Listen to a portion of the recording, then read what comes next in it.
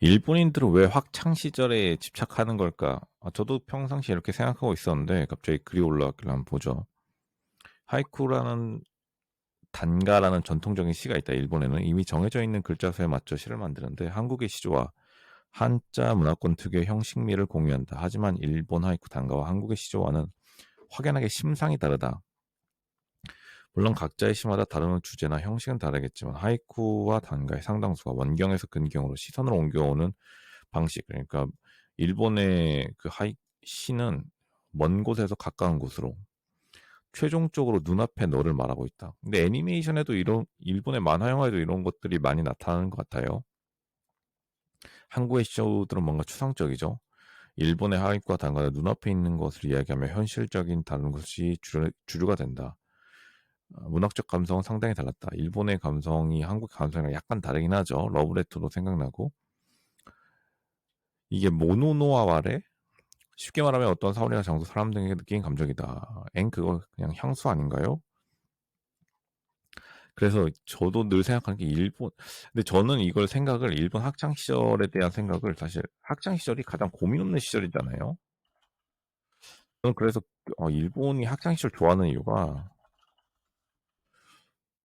그냥 뭐 한 도피? 현실 도피라고 생각했는데 그렇지 않나요? 학창 시절이 가장 고민 없는 시절이니까. 읽어볼게요.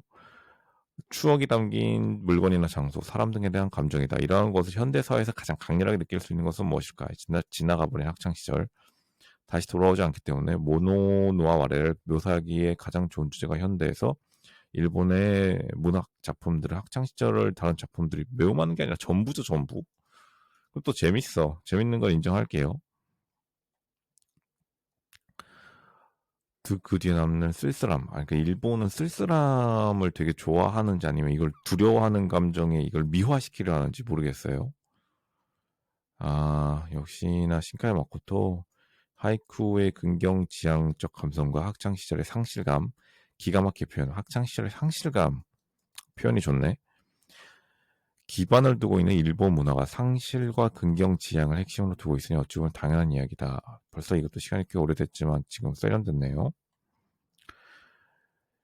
비슷한 감성으로 만들어진 작품이 얼마나 좋은지 비교해보면 일본 사람들이 학창 시절과 지나간 세월에 대해 느끼는 애틋함.